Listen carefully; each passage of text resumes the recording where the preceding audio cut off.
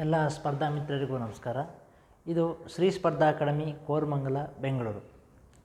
ಸ್ನೇಹಿತರೆ, ಇವತ್ತು ಸ್ಪರ್ಧಾತ್ಮಕ ಪರೀಕ್ಷೆಗಳಲ್ಲಿ ಒಂದು ತಯಾರಿಗಾಗಿ ಈ ಪ್ರಸ್ತುತವಾಗಿ ಚಾಲ್ತಿರ್ತಕ್ಕಂತಹ ಎಲ್ಲ ಆನ್ಲೈನ್ ವೆಬ್ ಪೋರ್ಟಲ್ಗಳನ್ನು ನೋಡಿದಾಗ ಶ್ರೀ ಸ್ಪರ್ಧಾ ಅಕಾಡೆಮಿ ಆ್ಯಪ್ ಕರ್ನಾಟಕದ ನಂಬರ್ 1 ಆ್ಯಪ್ ಆಗಿ ಬೆಳೀತಾ ಇದೆ. ಸ್ನೇಹಿತರೆ, ಒಂದೇ ವೇದಿಕೆಯಡಿ ಒಂದು ಸ್ಪರ್ಧಾತ್ಮಕ ಪರೀಕ್ಷೆಗೆ ಬೇಕಾದಂತಹ ಸಂಪೂರ್ಣ ಮಾಹಿತಿಯನ್ನು ಈ ಒಂದು ಸ್ಪರ್ಧಾ ಅಕಾಡೆಮಿ ಆನ್ಲೈನ್ ಆ್ಯಪಲ್ಲಿ ನಾವು ಸಿದ್ಧಪಡಿಸಿದ್ದೀವಿ.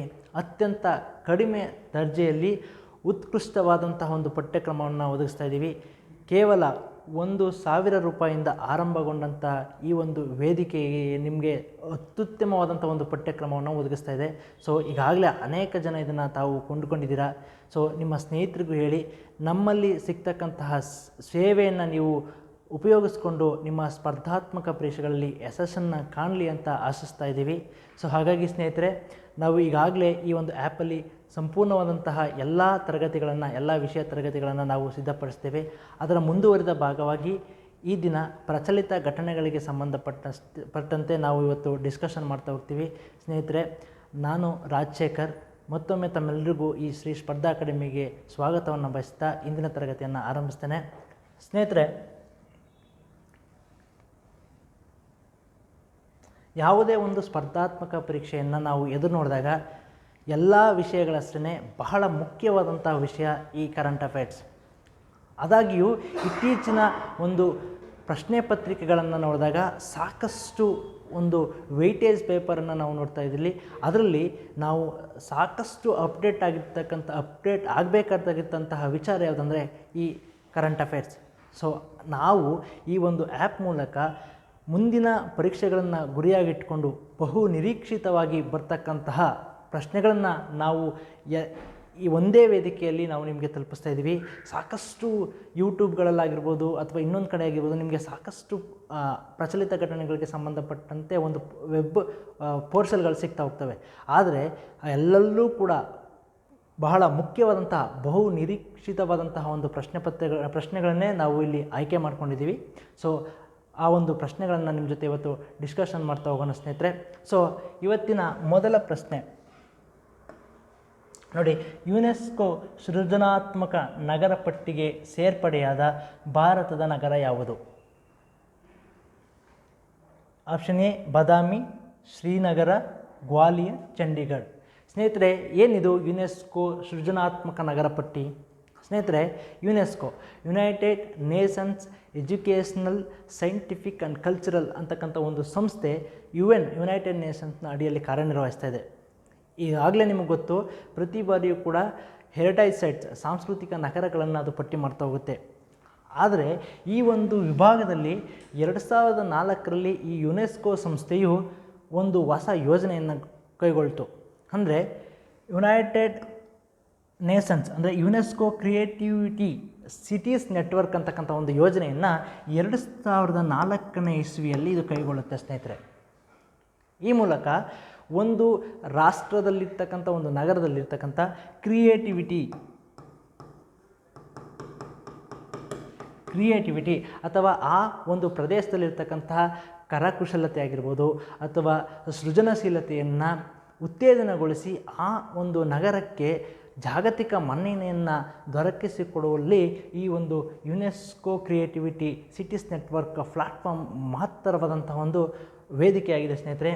ಅದರಲ್ಲಿ ಈ 2021ನೇ ಸಾಲಿನಲ್ಲಿ ಭಾರತದಿಂದ ಶ್ರೀನಗರ ಈ ಬಾರಿ ಈ ಒಂದು ಪಟ್ಟಿಗೆ ಆಯ್ಕೆಯಾಗಿರುತ್ತೆ ಸ್ನೇಹಿತರೆ.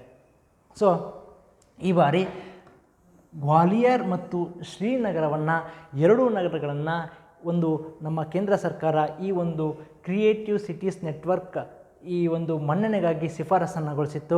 ಅದರಲ್ಲಿ ಶ್ರೀನಗರ ಆಯ್ಕೆಯಾಗಿ ಗ್ವಾಲಿಯರ್ ತಿರಸ್ಕರಿಸಿಕೊಂಡಿರುತ್ತೆ ಸ್ನೇಹಿತರೆ. ಇದಲ್ಲದೆ ಇದು ಭಾರತದಿಂದ ಆಯ್ಕೆಯಾದಂತಹ 6ನೇ ಒಂದು ನಗರ ಆಗಿದೆ. ಸೊ ಈಗಾಗಲೇ ಭಾರತದಲ್ಲಿ ಮುಂಬೈ, ಹೈದರಾಬಾದ್ ಮತ್ತು ಚೆನ್ನೈ, ವಾರಣಾಸಿ ಹಾಗೂ ಜೈಪುರ ಈ 5 ನಗರಗಳು ಈಗಾಗಲೇ ಈ ಒಂದು ಕ್ರಿಯೇಟಿವಿಟಿ ಸಿಟೀಸ್ ನೆಟ್ವರ್ಕ್ ಅಂತಕ್ಕಂಥ ಒಂದು ಮನ್ನಣೆಯನ್ನು ಪಡ್ಕೊಂಡಂಥ ಭಾರತದ ನಗರಗಳಾಗಿದ್ವು. ಈಗ 6ನೇದಾಗಿ ಶ್ರೀನಗರ ಕೂಡ ಸೇರ್ಪಡೆಯಾಗಿದೆ. ಸೊ ಈಗಾಗಲೇ ಸುಮಾರು 92 ರಾಷ್ಟ್ರಗಳಿಂದ 295 ನಗರಗಳು ಈ ಒಂದು ಮನ್ನಣೆಯನ್ನು ಪಡ್ಕೊಂಡಿದ್ದಾವೆ. ಈ ಒಂದು ಮನ್ನಣೆ ಪಡೆಯೋದ್ರಿಂದ ನೋಡಿ ಏನು ಉಪಯೋಗ ಅಂತಂದರೆ ಸ್ನೇಹಿತರೆ, ಈ ನಗರಾಭಿವೃದ್ಧಿಗೆ ಅಂತಾರಾಷ್ಟ್ರೀಯ ನಿಧಿಯಿಂದ ಹಣಕಾಸಿನ ಸೌಲಭ್ಯ ಆಗಿರ್ಬೋದು ಅಥವಾ ಮತ್ತೊಂದು ಅವಶ್ಯಕವಾದಂತಹ ಮೂಲಸೌಕರ್ಯದ ಡೆವಲಪ್ಮೆಂಟ್ಸ್ಗೆ ಬೇಕಾದಂತಹ ವ್ಯವಸ್ಥೆಯನ್ನು ಈ ಒಂದು ಮನ್ನಣೆಯಿಂದ ಪಡ್ಕೊಕೊಳ್ಳಲಾಗಿದೆ. ಸೊ ಈ ಶ್ರೀನಗರಕ್ಕೆ ಸಂಬಂಧಪಟ್ಟಂತೆ ಬಹಳ ಮುಖ್ಯವಾಗಿ ಶ್ರೀನಗರದ ಕರಕುಶಲತೆಯಲ್ಲಿ ಶ್ರೀಮಂತ ನಗರವಾದಂಥ ಶ್ರೀನಗರವನ್ನು ಅಲ್ಲಿರ್ತಕ್ಕಂತಹ ಅನುಕೂಲತೆಗಳನ್ನು ಪರಿಗಣಿಸಿ ಈ ಒಂದು ಮನ್ನಣೆಯನ್ನು ನೀಡಲಾಗಿದೆ. ಸೊ ಹಾಗಾಗಿ ಈ ಪರೀಕ್ಷಾ ದೃಷ್ಟಿಯಿಂದ ಮುಂಬರುವ ಪರೀಕ್ಷಾ ದೃಷ್ಟಿಯಿಂದ ಈ ಒಂದು ಪ್ರಶ್ನೆ ಬಹಳ ಮುಖ್ಯವಾದಂಥ ಪ್ರಶ್ನೆ ಆಗುತ್ತೆ ಸ್ನೇಹಿತರೆ. ಸೊ ಇದನ್ನು ನಾವು ನೋಡ್ಕೋಬೇಕಾಗ್ತದೆ.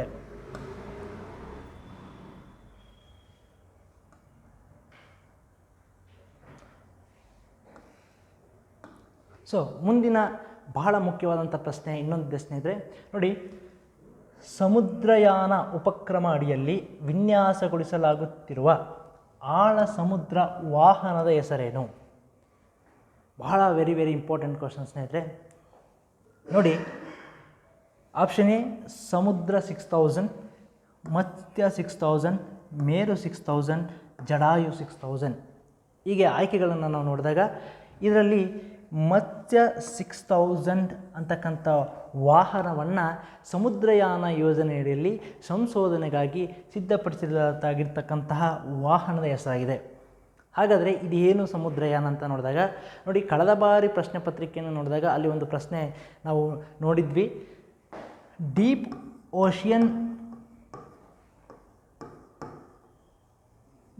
Ocean mission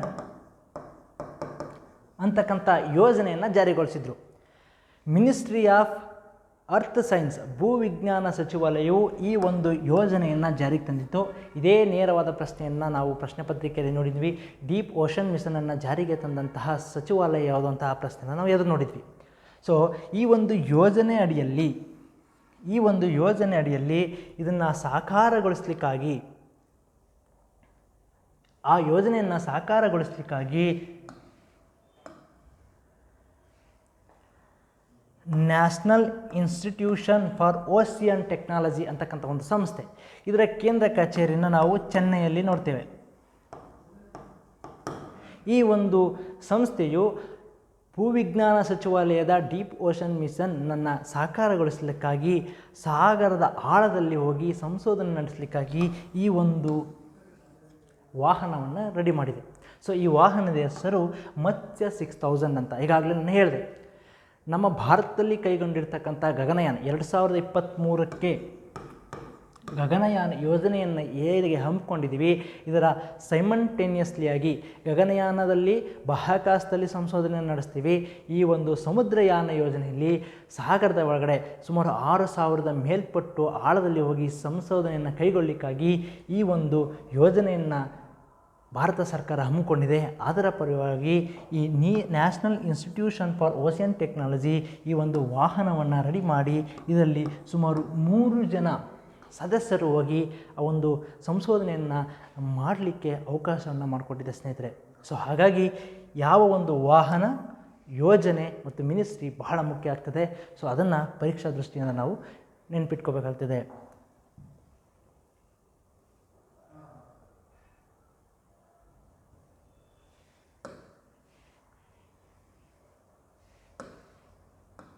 so one of the most important ಹೊಸದಾಗಿ ರಚನೆಯಾದ ಕ್ವಾಡ್ ರಾಷ್ಟ್ರಗಳು ಯಾವುವು? ಸ್ನೇಹಿತರೆ, ನಮಗೆ ಈಗಾಗಲೇ ಅಸ್ತಿತ್ವದಲ್ಲಿರ್ತಕ್ಕಂತಹ ಕ್ವಾಡ್ ರಾಷ್ಟ್ರದ ಪರಿಚಯ ಇದೆ.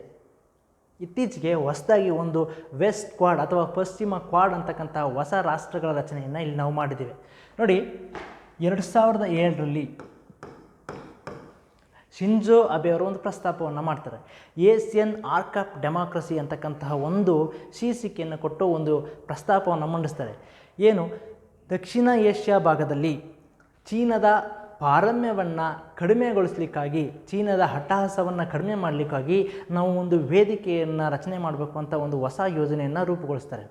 ಆ ಯೋಜನೆಯ ಪರವಾಗಿ QSD ಅಂತಕ್ಕಂಥ ಒಂದು ಪ್ಲಾಟ್ಫಾರ್ಮ್ ರೆಡಿ ಆಗುತ್ತೆ ಸ್ನೇಹಿತರೆ 2007ರಲ್ಲಿ. ಕ್ವಾಡ್ ಲಿಟರಲ್ ಸೆಕ್ಯುರಿಟಿ ಡೈಲಾಗ್ ಅಂತಕ್ಕಂತಹ ಒಂದು ವೇದಿಕೆಯನ್ನು ಶಿಂಜೋ ಅಬೆ ಅವರ ನೇತೃತ್ವದಲ್ಲಿ ರಚನೆ ಆಗುತ್ತೆ.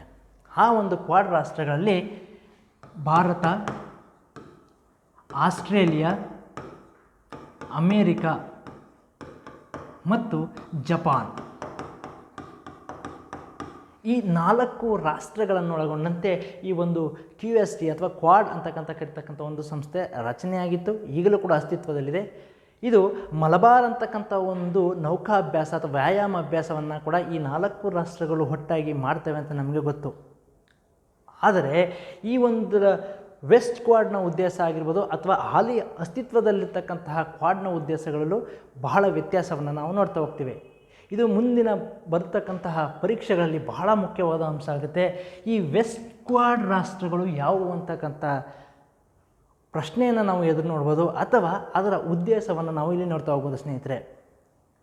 ಈ ಒಂದು ವೆಸ್ಟ್ ಕ್ವಾಡ್ ಅಥವಾ ಹೊಸದಾಗಿ ರಚನೆ ಆಗಿರ್ತಕ್ಕಂತಹ ಕ್ವಾಡ್ ರಾಷ್ಟ್ರಗಳ ಉದ್ದೇಶ ನೋಡಿ ಸ್ನೇಹಿತರೆ, ಅಂತಾರಾಷ್ಟ್ರೀಯ ವಾಣಿಜ್ಯ ಸಹಕಾರಕ್ಕಾಗಿ ಒಂದು ಅಂತಾರಾಷ್ಟ್ರೀಯ ವೇದಿಕೆಯ ರಚನೆ ಆಗಿರುತ್ತೆ. ಇದು ಮಧ್ಯಪ್ರಾಚ್ಯ ರಾಷ್ಟ್ರಗಳಿಂದ ವ್ಯಾಪಾರ ವಹಿವಾಟನ್ನು ಕೈಗೊಂಡು ಆರ್ಥಿಕವಾಗಿ ಸಬಲರಾಗಲಿಕ್ಕಾಗಿ ಒಂದು ಕ್ವಾಡನ್ನು ಹೊಸದಾಗಿ ರಚನೆ ಮಾಡಲಾಗಿದೆ. ಆ ರಾಷ್ಟ್ರಗಳು ಯಾವುವು ಅಂದರೆ ಭಾರತ, USA, ಇಸ್ರೇಲ್ ಮತ್ತು UAE. ಈ 4 ರಾಷ್ಟ್ರಗಳನ್ನು ನಾವು ನೆನಪಿಟ್ಕೋಬೇಕಾಗ್ತದೆ. ಏಕೆಂದರೆ ಈ 4 ರಾಷ್ಟ್ರಗಳು ವೆಸ್ಟ್ ಕ್ವಾಡ್ನ ಸದಸ್ಯ ರಾಷ್ಟ್ರಗಳಾಗಿದ್ದಾವೆ. ಇಲ್ಲಿ ಇಂಪಾರ್ಟೆಂಟ್ ಅಂದರೆ ಇಸ್ರೇಲ್ ರಾಷ್ಟ್ರ ಸ್ನೇಹಿತರೆ.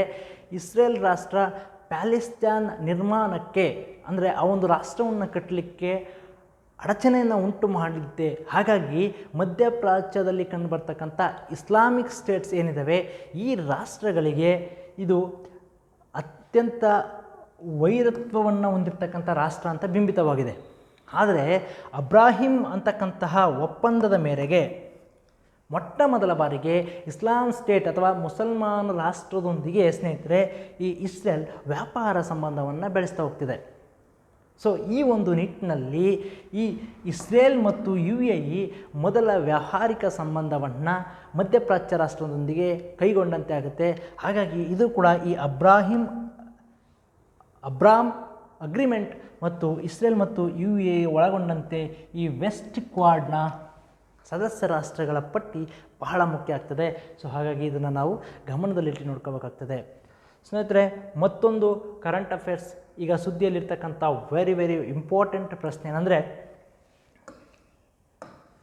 ನೋಡಿ, ಒಂದು ಜಗತ್ತು, ಒಂದು ಸೂರ್ಯ, ಒಂದು grid, 1 world 1 sun and 1 grid ಅಂತಕ್ಕಂಥ ಯೋಜನೆಯನ್ನು ಕೈಗೊಂಡಿರ್ತಕ್ಕಂಥ ರಾಷ್ಟ್ರಗಳು ಯಾವುವು? ಆಯ್ಕೆಗಳು ಹಿಂಗಿದ್ದಾವೆ ನೋಡಿ ಸ್ನೇಹಿತರೆ. ಭಾರತ ಮತ್ತು ಬ್ರಿಟನ್, G20 ರಾಷ್ಟ್ರಗಳು, ಭಾರತ ಮತ್ತು ಅಮೇರಿಕಾ, ವಿಶ್ವಸಂಸ್ಥೆಯ ಸದಸ್ಯ ರಾಷ್ಟ್ರಗಳು. ಸ್ನೇಹಿತರೆ, ಪರೀಕ್ಷಾ ಸ್ಥಳದಲ್ಲಿ ಕೂತಾಗ ನಮಗೆ ಎಷ್ಟೇ ನಾವು ಅಧ್ಯಯನಶೀಲರಾಗಿದ್ದರೂ ಕೂಡ ಒಂದು ಆಯ್ಕೆಗಳನ್ನ ನೋಡಿದಾಗ ನಾವು ಗೊಂದಲಕ್ಕೊಳಗಾಗ್ತಕ್ಕಂಥ ಸಾಧ್ಯತೆಗಳಿರ್ತವೆ. ಯಾಕೆಂದರೆ ಈ ಒಂದು ಯೋಜನೆಯನ್ನು ಕೈಗೊಂಡಿದ್ದು COP26 ಸಮಾವೇಶದಲ್ಲಿ ಇಲ್ಲಿ ಭಾಗವಹಿಸಿದ್ದು ವಿಶ್ವಸಂಸ್ಥೆಯ ಸದಸ್ಯ ರಾಷ್ಟ್ರಗಳು ಸ್ನೇಹಿತರೆ. ಇವರ ಸಮ್ಮುಖದಲ್ಲಿನೇ ಭಾರತದ ಪ್ರಧಾನಮಂತ್ರಿಗಳಾದಂಥ ನರೇಂದ್ರ ಮೋದಿಯವರು ಈ ಯೋಜನೆಯನ್ನು ಪ್ರಸ್ತಾಪ ಮಾಡಿದರು. ಆದರೆ ಈ ಯೋಜನೆಗೆ ಸಹಿಯಾಗ್ತಂತಹ ಸದಸ್ಯ ಅಥವಾ ಪ್ರಮುಖ 2 ರಾಷ್ಟ್ರಗಳು ಯಾವುವು ಅಂದರೆ ಭಾರತ ಮತ್ತು ಬ್ರಿಟನ್. ಈ ಭಾರತ ಮತ್ತು ಬ್ರಿಟನ್ ರಾಷ್ಟ್ರಗಳು ಈ ಒಂದು ಜಗತ್ತು, ಒಂದು ಸೂರ್ಯ ಮತ್ತು ಒಂದು ಗ್ರಿಡ್ ಅಂತಕ್ಕಂಥ ಮಹತ್ತರವಾದ ಯೋಜನೆಗೆ ಸಹಿ ಹಾಕಿದ್ದಾರೆ ಸ್ನೇಹಿತರೆ. ನೋಡಿ, ಭಾರತ ಬ್ರಿಟನ್ನಿಂದ ಜಾಗತಿಕ ವಿದ್ಯುತ್ ಗ್ರಿಡ್ ಯೋಜನೆಯ ಘೋಷಣೆಯಾಗಿದೆ.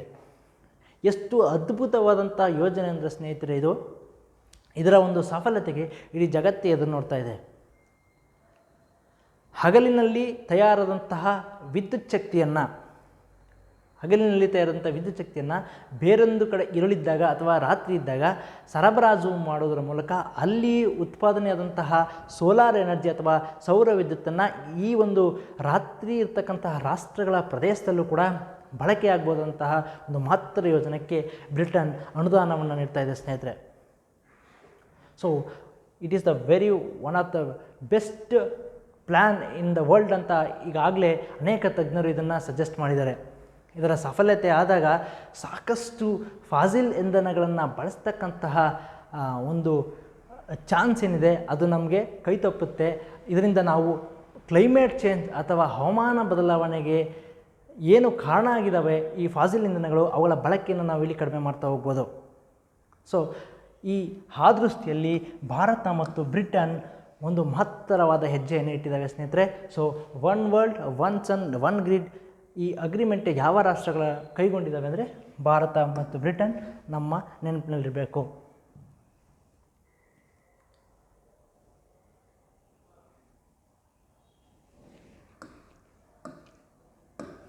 ಸೊ ಮತ್ತೊಂದು ಬಹಳ ಪ್ರಮುಖವಾದ ಪ್ರಶ್ನೆ, ಭಾರತದ ನೌಕಾಪಡೆಗೆ ಸೇರ್ಪಡೆಯಾದ 4ನೇ ಸ್ಕಾರ್ಪಿಯನ್ ಸಬ್ಮೆರಿನ್ ಯಾವುದು? ಬಹಳ ಚರ್ಚಿತವಾದಂಥ ವಿಚಾರ ಸ್ನೇಹಿತರೆ. 1999ರಲ್ಲಿ ಭಾರತ ಮತ್ತು ಪಾಕಿಸ್ತಾನದ ನಡುವೆ ಕಾರ್ಗಿಲ್ ಯುದ್ಧ ಆಗುತ್ತೆ. ಕಾರ್ಗಿಲಲ್ಲಿ ನಾವು ವಿಜಯವನ್ನು ಕೂಡ ಮಾಡಿದ್ವಿ. ಆ ಒಂದು ಸಂದರ್ಭದಲ್ಲಿ ಭಾರತದ ನೌಕಾಪಡೆಯನ್ನು ಇನ್ನಷ್ಟು ಬಲಪಡಿಸಬೇಕು ಅಂತಕ್ಕಂಥ ಒಂದು ಯೋಜನೆಯನ್ನು ರೂಪಿಸಿ ಪ್ರಾಜೆಕ್ಟ್ 75 ಅಂತಕ್ಕಂತಹ ಒಂದು ಯೋಜನೆಯನ್ನು ಭಾರತ ಸರ್ಕಾರ ಕೈಗೊಳ್ತು. ಈ ಯೋಜನೆಯ ಮೂಲಕ ಭಾರತಕ್ಕೆ ಅವಶ್ಯಕವಾಗಿರ್ತಕ್ಕಂತಹ 6 ಡೀಸೆಲ್ ಎಲೆಕ್ಟ್ರಿಕ್ ಅಟ್ಯಾಕ್ ಜಲಂತರ್ಗಾಮಿಗಳನ್ನು ರಚನೆಗೆ ಯೋಜನೆಯನ್ನು ರೂಪಿಸ್ತು. ಅದನ್ನು P75 ಅಂತಲೂ ಕೂಡ ಕರಿತೀವಿ. ಈ ಯೋಜನೆಯ ಸಾಕಾರಗೊಳಿಸುವಲ್ಲಿ ಮಹತ್ತರವಾದ ಹೆಜ್ಜೆಯನ್ನು ಇಟ್ಟಿರ್ತಕ್ಕಂತಹ ನಮ್ಮ ಸರ್ಕಾರ ಈಗ ಹೊಸದಾಗಿ ಈ ಪ್ರಾಜೆಕ್ಟ್ ಫಿಯರಲ್ಲಿ ನೌಕಾಪಡೆಗೆ INS ವೇಲಾವನ್ನು ಸೇರಿಸೋದ್ರ ಮೂಲಕ ಒಂದು ತನ್ನ ರಾಷ್ಟ್ರದ ನೌಕಾಸೇನೆಗೆ ಬೇಕಾದಂತಹ ಬಲವನ್ನು ನೀಡಿದೆ ಸ್ನೇಹಿತರೆ. ಸೊ ಹೊಸದಾಗಿ ಸೇರ್ಪಡೆಯಾದಂಥ ಸ್ಕಾರ್ಪಿಯನ್ ಯಾವುದಂದರೆ INS ವೇಲಾ. ಈಗಾಗಲೇ ಆಲ್ರೆಡಿ INS ಕಲ್ವಾರಿ, INS ಖಾಂಡೇರಿ ಹಾಗೂ INS ಕಾರಂಜ್ ಅಂತಕ್ಕಂತಹ ಜಲಂತರ್ಗಾಮಿಗಳನ್ನು ಭಾರತ ಸರ್ಕಾರ ಸೇನೆಗೆ ಸೇರಿಸಿತ್ತು. ಹೊಸದಾಗಿ INS ವೇಲಾವನ್ನು ಸೇರಿಸೋ ಮೂಲಕ 4 ಸ್ಕಾರ್ಪಿಯನ್ಗಳನ್ನು ಸೇರಿಸಿದೆ. ಅದಲ್ಲದೆ INS ವಾಗಿ ಮತ್ತು INS ವಾಗ್ಮೀರ್ ಅಂತಕ್ಕಂಥ ಇನ್ನು 2 ಸ್ಕಾರ್ಪಿಯನ್ ಜಲಂತರ್ಗಾಮಿಗಳು ಸಿದ್ಧತಾ ಹಂತದಲ್ಲಿದ್ದಾವೆ. ಸೊ 2022ರ ಅಂತ್ಯದ ವೇಳೆಗೆ ಅವೆರಡನ್ನೂ ಕೂಡ ರಾಷ್ಟ್ರದ ನೌಕಾಸೇನೆಗೆ ಸೇರಿಸೋದ್ರ ಮೂಲಕ ಮತ್ತಷ್ಟು ಬಲವನ್ನು ತುಂಬುವ ಮಹತ್ತರವಾದಂಥ ಗುರಿಯನ್ನು ನಮ್ಮ ಸರ್ಕಾರ ಹೊಂದಿದೆ ಸ್ನೇಹಿತರೆ. ನೆಕ್ಸ್ಟು ಇದಲ್ಲದೆ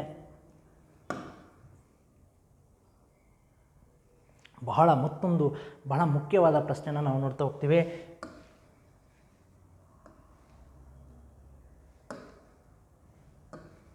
ಸಾರ್ವಜನಿಕ ಆಡಳಿತ ಸೂಚ್ಯಂಕದ ಪ್ರಕಾರ ಯಾವ ರಾಜ್ಯವು ಮೊದಲ ಸ್ಥಾನವನ್ನು ಪಡೆದಿದೆ?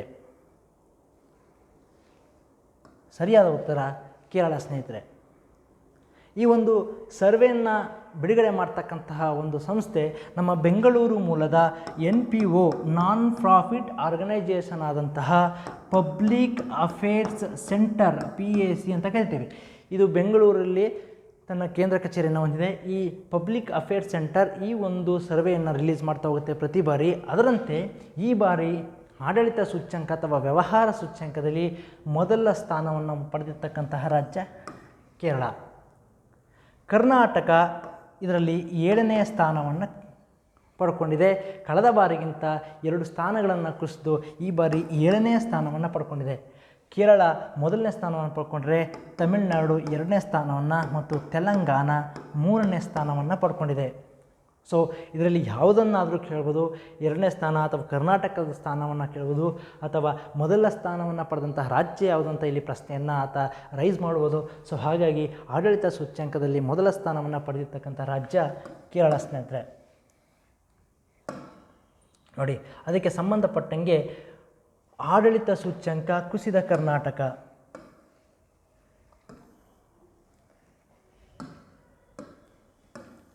ಈ ಒಂದು ಆರ್ಟಿಕಲ್ನ ನಾವು ನೋಡಿದಾಗ ನಮಗೆ ಒಂದು ಕ್ಲಿಯರ್ ಪಿಕ್ಚರ್ ದೊರಕ್ತಾ ಹೋಗ್ತದೆ.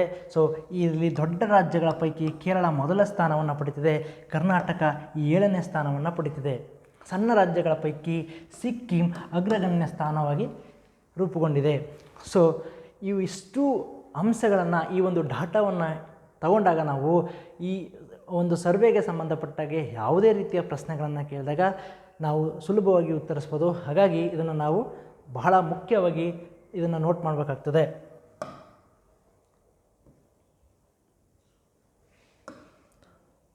ಸೊ ಮತ್ತೊಂದು ವೆರಿ ಇಂಪಾರ್ಟೆಂಟ್ ಕ್ವಶನ್ನ ನಾವು ಇಲ್ಲಿ ನೋಡ್ತೀವಿ ಸ್ನೇಹಿತರೆ. ಯಾವ ಸಾಮಾಜಿಕ ಜಾಲತಾಣವನ್ನು ಇತ್ತೀಚೆಗೆ ಮೆಟಾವರ್ಸ್ ಎಂದು ಮರುನಾಮಕರಣಗೊಳಿಸಲಾಗಿದೆ? ಸೊ ಈ ಕಂಪ್ಯೂಟರ್ ಸಂಬಂಧಪಟ್ಟಾಗೆ ಅಥವಾ ಸೈನ್ಸ್ ಆ್ಯಂಡ್ ಟೆಕ್ನಾಲಜಿಗೆ ಸಂಬಂಧಪಟ್ಟಾಗೆ ಸಾಕಷ್ಟು ಪ್ರಶ್ನೆಗಳು ಇತ್ತೀಚೆಗೆ ಬರ್ತಾ ಇದೆ. ಸೊ ಅದರಲ್ಲಿ ಇದು ಕೂಡ ಬಹಳ ಒಂದು ಇಂಪಾರ್ಟೆಂಟ್ ಆದಂಥ ಕ್ವಶನ್ ಆಗುತ್ತೆ. ಸೊ ಸ್ನೇಹಿತರೆ, ಫೇಸ್ಬುಕ್ ಕಂಪನಿಯನ್ನು ಇತ್ತೀಚೆಗೆ ಮೆಟಾವರ್ಸ್ ಅಂತಕ್ಕಂಥ ಮರುನಾಮಕರಣವನ್ನು ಮಾಡಲಾಗಿದೆ ಅಂತಹ ಸಾಮಾಜಿಕ ಜಾಲತಾಣದ ಕಂಪನಿಯ ಮುಖ್ಯಸ್ಥರಾದಂತಹ ಮಾರ್ಕ್ ಜುಕರ್ಬರ್ಗ್ ಅವರು ಇತ್ತೀಚೆಗೆ ಘೋಷಣೆ ಮಾಡಿದ್ದಾರೆ. ಸೊ ಅದಲ್ಲದೆ ಸುದ್ದಿಯಲ್ಲಿರ್ತಕ್ಕಂಥ ಮತ್ತೊಂದು ಸಾಮಾಜಿಕ ಜಾಲತಾಣ ಅಂದರೆ ಸ್ನೇಹಿತರೆ ಇನ್ಸ್ಟಾಗ್ರಾಮ್. ಈ ಪ್ರಶ್ನೆಗೆ ನಾವು ಫೇಸ್ಬುಕ್ಕನ್ನು ಉತ್ತರವನ್ನು ನೋಡ್ತೇವೆ. ಅದಲ್ಲದೆ ಇನ್ನೊಂದು ಇನ್ಸ್ಟಾಗ್ರಾಮ್ ಕೂಡ ಇತ್ತೀಚೆಗೆ ಭಾಳ ಸುದ್ದಿಯಲ್ಲಿದೆ. ಯಾಕಂದರೆ ತನ್ನ ಗ್ರಾಹಕರನ್ನ ಅಥವಾ ತನ್ನ ಸದಸ್ಯರನ್ನು ಸೈಬರ್ ಅಪರಾಧಗಳಿಂದ ತಪ್ಪಿಸಲಿಕ್ಕಾಗಿ ಮೈ ಕಾನೂನ್ ಅಂತಕ್ಕಂಥ ಒಂದು ಅಭಿಯಾನ ಮತ್ತು ಮೈ ಸ್ಟ್ರೀಟ್ ಅಂತಕ್ಕಂಥ ಒಂದು ಅಭಿಯಾನವನ್ನು ಕೂಡ ಮೈ ಸ್ಟ್ರೀಟ್ ಅಂತಕ್ಕಂಥ 2 ಕ್ಯಾಂಪೇನ್ಗಳನ್ನು ಆರಂಭಿಸಿರ್ತಕ್ಕಂತಹ ಸಾಮಾಜಿಕ ಜಾಲತಾಣ ಅಂದರೆ ಇನ್ಸ್ಟಾಗ್ರಾಮ್. ಮೆಟಾವರ್ಸ್ ಅಂತ ಮರುನಾಮಕರಣಗೊಂಡಂತಹ ಮತ್ತೊಂದು ಕಂಪನಿ ಅಂತಂದರೆ ಅದು ಫೇಸ್ಬುಕ್ ಆಗುತ್ತೆ. ಸೊ ಇವೆರಡು ಅಂಶಗಳನ್ನು ಈ ಪ್ರಶ್ನೆಯಲ್ಲಿ ನಾವು ಬಹಳ ಗಮನ ಇಟ್ಟು ನೋಡಬೇಕಾಗ್ತದೆ. ಸೊ ಮತ್ತೊಂದು ವೆರಿ ಇಂಪಾರ್ಟೆಂಟ್ ಸುದ್ದಿಯಲ್ಲಿರ್ತಕ್ಕಂತಹ ಕರೆಂಟ್ ಅಫೇರ್ಸ್. ಈಗಾಗಲೇ ನಿಮ್ಗೆ ಗೊತ್ತು, ಮುಂಬೈ ಕರ್ನಾಟಕ ಪ್ರಾಂತ್ಯಕ್ಕೆ ಏನೆಂದು ಮರುನಾಮಕರಣ ಮಾಡಲಾಗಿದೆ. ಸ್ನೇಹಿತರೆ, ಪ್ರಶ್ನೆಯನ್ನು ನಾನು ವಿಶ್ಲೇಷಣಾತ್ಮಕವಾಗಿ ದೊರಕಿಸಿಕೊಡೋಕ್ಕಾಗಿ ಈ ಪ್ರಶ್ನೆಯನ್ನು ಈ ರೀತಿ ಆಯ್ಕೆ ಮಾಡಿದ್ದೀನಿ. ಆದರೆ ಪರೀಕ್ಷೆಗಳಲ್ಲಿ ಪ್ರಶ್ನೆಯ ವಿಮರ್ಶೆ ಬೇರೆ ರೀತಿ ಆಗ್ಬೋದು. ಈಗಾಗಲೇ ನಾವು ಸಾಕಷ್ಟು ಪ್ರಶ್ನೆ ಪತ್ರಿಕೆಗಳಲ್ಲಿ ಕಲ್ಯಾಣ ಕರ್ನಾಟಕಕ್ಕೆ ಸಂಬಂಧಪಟ್ಟ ಹಾಗೆ ನಾವು ನೋಡಿದ್ದೀವಿ. ಕಲ್ಯಾಣ ಕರ್ನಾಟಕದಲ್ಲಿ ಎಷ್ಟು ಜಿಲ್ಲೆಗಳಿದ್ದಾವೆ, ಅವು ಯಾವುವು, ಅಥವಾ ಆ ಒಂದು 4 ಆಯ್ಕೆಗಳನ್ನು ಕೊಟ್ಟು ಕಲ್ಯಾಣ ಕರ್ನಾಟಕ ವಿಭಾಗಕ್ಕೆ ಸೇರದೇ ಇರತಕ್ಕಂತಹ ಡಿಸ್ಟ್ರಿಕ್ಟ್ ಯಾವುದು, ಈ ರೀತಿಯ ಪ್ರಶ್ನೆಗಳನ್ನು ನಾವು ಈಗಾಗಲೇ ನೋಡಿದ್ದೀವಿ. ಆದರೆ ಅದೇ ರೀತಿಯಾದಂತಹ ಮುಂದಿನ ದಿನಗಳಲ್ಲಿ ಈ ಒಂದು ವಿಭಾಗದಿಂದ ಪ್ರಶ್ನೆ ಬರ್ತಕ್ಕಂತಹ ಸಾಧ್ಯತೆ ಬಹಳಷ್ಟು ಇರ್ತದೆ ಸ್ನೇಹಿತರೆ. ಇತ್ತೀಚೆಗೆ ಸಂಪುಟ ಸಭೆಯ ಒಪ್ಪಿಗೆ ನೀಡಿದೆ. ಮುಂಬೈ ಕರ್ನಾಟಕ ಪ್ರಾಂತ್ಯಕ್ಕೆ ಕಿತ್ತೂರು ಕರ್ನಾಟಕ ಅಂತ ಮರುನಾಮಕರಣ ಕೂಡ ಮಾಡಲಾಗಿದೆ. ಅದಕ್ಕೆ ಸೇರ್ಪಡೆಯಾದ ಜಿಲ್ಲೆಗಳ ಸಂಖ್ಯೆ ಕೂಡ ಸ್ನೇಹಿತರೆ 7, ಅಂದರೆ 7 ಜಿಲ್ಲೆಗಳು ಅದರಲ್ಲೂ ಕೂಡ ಇದ್ದಾವೆ. ಅವು ಉತ್ತರ ಕನ್ನಡ, ಬೆಳಗಾವಿ, ಧಾರವಾಡ, ವಿಜಯಪುರ, ಬಾಗಲಕೋಟೆ, ಗದಗ ಮತ್ತು ಹಾವೇರಿ ಜಿಲ್ಲೆಗಳನ್ನು ಈ ಒಂದು ಕಿತ್ತೂರು ಕರ್ನಾಟಕ ಪ್ರಾಂತ್ಯಕ್ಕೆ ಸೇರ್ಪಡೆಗೊಳಿಸಲಾಗಿದೆ. ಸೊ ಒಂದು 3 ಕಿತ್ತೂರು ಕರ್ನಾಟಕ ಜಿಲ್ಲೆಗಳನ್ನು ಕೊಟ್ಟು ಬೇರೊಂದು ಜಿಲ್ಲೆಗಳನ್ನು ಕೊಟ್ಟಾಗ ದಾವಣಗೆರೆ, ಈ 4 ಜಿಲ್ಲೆಗಳಲ್ಲಿ ಯಾವ ಜಿಲ್ಲೆಯು ಕಿತ್ತೂರು ಕರ್ನಾಟಕ ವಿಭಾಗಕ್ಕೆ ಸೇರಿಲ್ಲ ಅಂತಕ್ಕಂತಹ ಪ್ರಶ್ನೆಗಳನ್ನು ಆತ ಮುಂದೆ ಸೃಷ್ಟಿ ಮಾಡ್ತಾ ಹೋಗ್ತಾನೆ. ಸೊ ಈ 7 ಜಿಲ್ಲೆಗಳು ನಮಗೆ ಗೊತ್ತಿದ್ದಾಗ ಆ ರೀತಿಯ ಪ್ರಶ್ನೆಗಳಿಗೆ ನಾವು ಸುಲಭವಾಗಿ ಉತ್ತರಿಸ್ತಾ ಹೋಗ್ಬೋದು. ಸೊ ನೆಕ್ಸ್ಟು ಮುಂದಿನ ಮತ್ತೊಂದು ವೆರಿ ಇಂಪಾರ್ಟೆಂಟ್ ಕ್ವಶನ್ನ ನಾವು ಇಲ್ಲಿ ನೋಡ್ತೀವಿ. ಇತ್ತೀಚೆಗೆ ಸುದ್ದಿಯಲ್ಲಿರುವ ಬ್ರೈಟ್ಸ್ಟೋನಿಸಸ್ ಸೈಮಂಡೋಸಿ ಇದು ಏನು ಅಂತಕ್ಕಂಥ ಒಂದು ಪ್ರಶ್ನೆಯನ್ನು ನಾವು ಇಲ್ಲಿ ತಗೊಂಡಿದ್ದೀವಿ.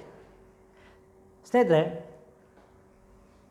ಅದೊಂದು mountain pass, new planet, dinosaur ಪ್ರಭೇದ ಅಥವಾ ಸಸ್ಯಾಧಾರಿತ ರಾಳ. ಈ 4 ಆಯ್ಕೆಗಳಲ್ಲಿ ಸರಿಯಾದ ಉತ್ತರ ಡೈನೋಸಾರ್ಸ್ ಪ್ರಭೇದಗಳು. ಇತ್ತೀಚೆಗೆ ಇದು ಬಹಳ ಸುದ್ದಿ ಮಾಡ್ತು. ಯಾಕಂದರೆ ಬ್ರಿಟನ್ನ ಐಸ್ಲೆ ವೇಲ್ಸ್ ಅಂತಕ್ಕಂಥ ಒಂದು ಪ್ರಾಂತ್ಯದಲ್ಲಿ ಸಂಶೋಧಕರು ಒಂದು ಪ್ರಭೇದವನ್ನು ಕಂಡುಹಿಡಿತಾರೆ. ಅದು ಪಳೆಯುಳಿಕೆಯಾಗಿರುತ್ತೆ. ಅದು ಡೈನೋಸಾರ್ಸ್ನ ಪ್ರಭೇದ ಆಗಿ ಅದು ಸುಮಾರು 6 ಮೀಟರ್ ಉದ್ದ ಮತ್ತು 900 kg ತೂಕವನ್ನು ಉಳ್ಳಂತಕ್ಕಂಥ ಒಂದು ಪ್ರಭೇದ ಆಗಿರುತ್ತೆ ಸ್ನೇಹಿತರೆ. ಅನೇಕ ವರ್ಷಗಳಾದ ನಂತರ ನಮಗೆ ಈ ಡೈನೋಸರ್ನ ಈ ಬ್ರೈಟ್ಸ್ಟೋನಿಸಿಸ್ ಸಿಮೊಂಡೋಸಿ ಅಂತಕ್ಕಂಥ ಒಂದು ಪ್ರಭೇದ ನಮಗೆ ಅದು ಡೈನೋಸರ್ನ ಪ್ರಭೇದ ಆಗಿತ್ತು, ಅದು ನಮಗೆ ಇದಕ್ಕೆ ದೊರಕಿತು. ಸೊ ಇದರ ಮೇಲೆ ಅಧ್ಯಯನವನ್ನು ಇನ್ನೂ ಕೂಡ ನಡೆಸ್ತಾ ಇದ್ದಾರೆ. ಅದರ ಏಜ್ ಇರ್ಬೋದು ಮತ್ತು ಅದು ಯಾವ ಕಾಲದಲ್ಲಿ ನಮಗೆ ಭೂಮಿ ಮೇಲೆ ಅಸ್ತಿತ್ವದಲ್ಲಿತ್ತು ಅದನ್ನು ಖಾತ್ರಿಪಡಿಸ್ಲಿಕ್ಕಾಗಿ ಈಗಲೂ ಕೂಡ ಅಧ್ಯಯನವನ್ನು ನಡೆಸ್ತಾ ಇದ್ದಾರೆ. ಸೊ ಹಾಗಾಗಿ ಈ ಒಂದು ಪ್ರಶ್ನೆ ಕರೆಂಟ್ ಅಫೇರ್ಸಲ್ಲಿ ಭಾಳ ಇಂಪಾರ್ಟೆಂಟ್ ಆದಂಥ ಒಂದು ಪ್ರಶ್ನೆ ಆಗುತ್ತೆ. ಸೊ ಮತ್ತೊಂದು ಇಂಪಾರ್ಟೆಂಟ್ ಪ್ರಶ್ನೆಯನ್ನು ನಾವು ನೋಡ್ತಾ ಹೋಗ್ತೀವಿ. ಸಾಕಷ್ಟು ಬಾರಿ ಪ್ರಶ್ನೆ ಪತ್ರಿಕೆಗಳಲ್ಲಿ ಮ್ಯಾನ್ ಬೂಕರ್ ಪ್ರಶಸ್ತಿಯ ಬಗ್ಗೆ ನಾವು ಈಗ ಆಲ್ರೆಡಿ ಹಿಂದಿನ ಪ್ರಶ್ನೆ ಪತ್ರಿಕೆಗಳಲ್ಲಿ ನಾವು ನೋಡಿದ್ದೀವಿ. ಸೊ ಹಾಗೆಯೇ ಮುಂಬರುವ ಪ್ರಶ್ನೆಗಳಲ್ಲಿ ಈ ಪ್ರಚಲಿತದಲ್ಲಿ ಯಾರು ಈ ಬೂಕರ್ ಪ್ರಶಸ್ತಿ ಅಥವಾ ಮ್ಯಾನ್ ಬೂಕರ್ ಪ್ರಶಸ್ತಿಯನ್ನು ಪಡ್ಕೊಂಡ್ರು ಅಂತ ನಾವು ನೋಡಬೇಕಾಗ್ತದೆ. ಸೊ 2021 ಬೂಕರ್ ಪ್ರಶಸ್ತಿಯನ್ನು ಪಡೆದವರು ಯಾರು ಅಂತ ಮುಂದಿನ ಪ್ರಶ್ನೆಯನ್ನು ನೋಡಿದಾಗ ಸ್ನೇಹಿತರೆ, ದಕ್ಷಿಣ ಆಫ್ರಿಕಾದ ಲೇಖಕ ಡೇಮನ್ ಗಾಲ್ಗಟ್ ಅಂತಕ್ಕಂಥ ವ್ಯಕ್ತಿ 2021 ಮ್ಯಾನ್ ಬೂಕರ್ ಪ್ರಶಸ್ತಿಯನ್ನು ಪಡಿತಾರೆ. ಅವರ ದಿ ಪ್ರಾಮಿಸ್ ಅಂತಕ್ಕಂತಹ ಕೃತಿಗೆ ಈ ಬಾರಿ ಅವರು ಪ್ರಶಸ್ತಿಯನ್ನು ಪಡಿತಾರೆ. ಸ್ನೇಹಿತರೆ, ದಕ್ಷಿಣ ಆಫ್ರಿಕಾಕ್ಕೆ ಸಾಹಿತ್ಯ ವಿಭಾಗದಲ್ಲಿ 2021 ಅತ್ಯದ್ಭುತವಾದಂಥ ವರ್ಷ ಅಂತ ನಾವು ನೋಡ್ಬೋದು. ಯಾಕಂದರೆ 2021 ನೋಬೆಲ್ ಪ್ರಶಸ್ತಿಯನ್ನು ಸಾಹಿತ್ಯ ವಿಭಾಗದಲ್ಲಿ ಅಬ್ದುಲ್ ರಜಾಕ್ ಕುರ್ನಾ ಅಂತಕ್ಕಂಥವ್ರಿಗೆ ಈ ಬಾರಿ ಕೂಡ ದಕ್ಷಿಣ ಆಫ್ರಿಕಾದ ಸಾಹಿತಿನವರು ಅವ್ರಿಗೆ ನೋಬೆಲ್ ಕೂಡ ಸಾಹಿತ್ಯಕ್ಕಾಗಿ ಹೋಯಿತು. ಅದೇ ರೀತಿ 2021 ಮ್ಯಾನ್ ಬೂಕರ್ ಪ್ರಶಸ್ತಿನೂ ಕೂಡ ದಕ್ಷಿಣ ಆಫ್ರಿಕಾ ಈ ಬಾರಿ ಬಾಚಿಕೊಂಡಿದೆ. ಅದು ಡೇಮನ್ ಗಾಲ್ಗಟ್ ಅವರ ವಶ ಆಗಿದೆ. ಅವರ ದಿ ಪ್ರಾಮಿಸ್ ಅಂತ ಕೃತಿ ಮಹತ್ತರವಾದಂಥ ಅದ್ಭುತವಾದಂಥ ಕೃತಿಗೆ ಈ ಒಂದು ಮ್ಯಾನ್ ಬೂಕರ್ ಪ್ರಶಸ್ತಿಯನ್ನು ನೀಡಲಾಗಿದೆ. ಭಾರತದಲ್ಲೂ ಕೂಡ ಅನೇಕ ಜನರು ನಿಮ್ಗೆಲ್ಲರಿಗೂ ಗೊತ್ತು. ಆದರೆ ಭಾರತಕ್ಕೆ 2008 ಅರವಿಂದ್ ಅಡಿಗ ಅವರಿಗೆ ಕೊನೆಯದಾಗಿ ಈ ಒಂದು ಮ್ಯಾನ್ ಬೂಕರ್ ಪ್ರಶಸ್ತಿಯನ್ನು ನೀಡಲಾಗಿದೆ ಮತ್ತು ಯಾರೂ ಕೂಡ ಪಡ್ಕೊಂಡಿಲ್ಲ. 2021 ಮ್ಯಾನ್ ಬೂಕರ್ ಇಂಟರ್ನ್ಯಾಷನಲ್ ಪ್ರಶಸ್ತಿಯನ್ನು ಡೇವಿಡ್ ಡಯೋಪರ್ ಅಂತಕ್ಕಂಥ ವ್ಯಕ್ತಿಯವರು ಪಡ್ಕೊಂಡಿದ್ದಾರೆ. ಅವರ ಸಾಹಿತ್ಯವಾದಂತಹ at the night all blood is black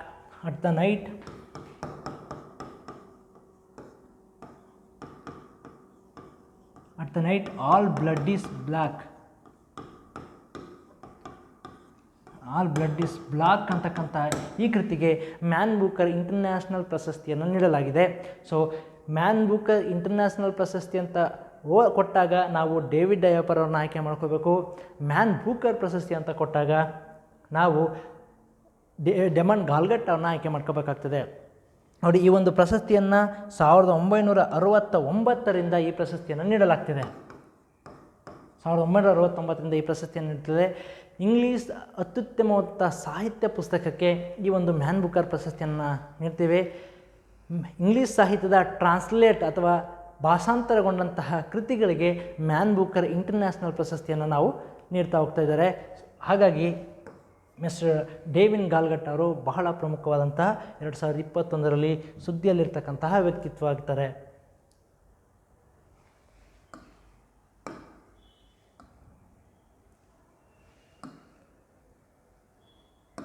so ಮತ್ತೊಂದು ವೆರಿ ಇಂಪಾರ್ಟೆಂಟ್ ಕ್ವಶನನ್ನು ನಾವು ಇಲ್ಲಿ ನೋಡ್ತೀವಿ ಸ್ನೇಹಿತರೆ. ಆಫ್ಘನಿಸ್ತಾನದ ಪ್ರಾದೇಶಿಕ ರಕ್ಷಣಾ ಸಂವಾದ ಭಾರತದ ಯಾವ ನಗರದಲ್ಲಿ ಆಯೋಜಿಸಲಾಗಿತ್ತು? ಪ್ರಶ್ನೆ ಬಹಳಷ್ಟು ಸುಲಭ ಇದೆ, ಆದರೆ ಗೊಂದಲಕ್ಕೀಡಾಗ್ತಕ್ಕಂತಹ ಸಾಧ್ಯತೆಗಳು ಬಹಳಷ್ಟು ಇರ್ತವೆ ಸ್ನೇಹಿತರೆ. ಆಯ್ಕೆಗಳನ್ನು ನೋಡಿದಾಗ ನವದೆಹಲಿ, ಮುಂಬೈ, ಡೆಹ್ರಾಡೂನ್ ಮತ್ತು ಚಂಡೀಗಢ. ಈ ಆಯ್ಕೆಗಳನ್ನು ನೋಡಿದಾಗ ನಮಗೆ ಗೊಂದಲಕ್ಕೀಡಾಗೋ ಸಾಧ್ಯತೆ ಇರುತ್ತೆ.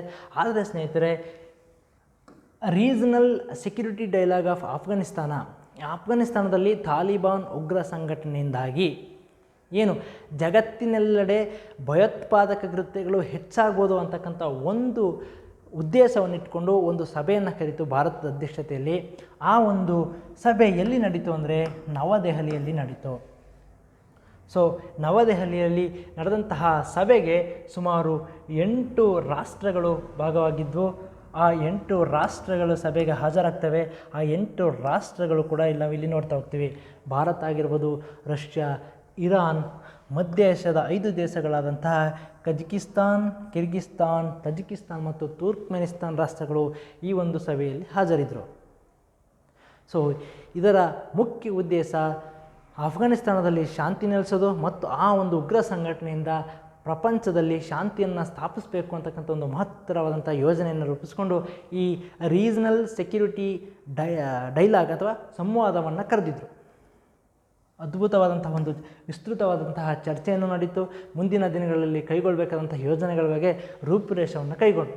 ಆದರೆ ಸ್ನೇಹಿತರೆ, ಆಹ್ವಾನವಿತ್ತಿದ್ದಂತಹ ಪಾಕಿಸ್ತಾನ ಮತ್ತು ಚೀನಾ ರಾಷ್ಟ್ರಗಳು ಈ ಒಂದು ಸಂವಾದದಲ್ಲಿ ಭಾಗವಹಿಸಿರಲಿಲ್ಲ. ಕಾರಣ ಇಷ್ಟೇ ಸ್ನೇಹಿತರೆ,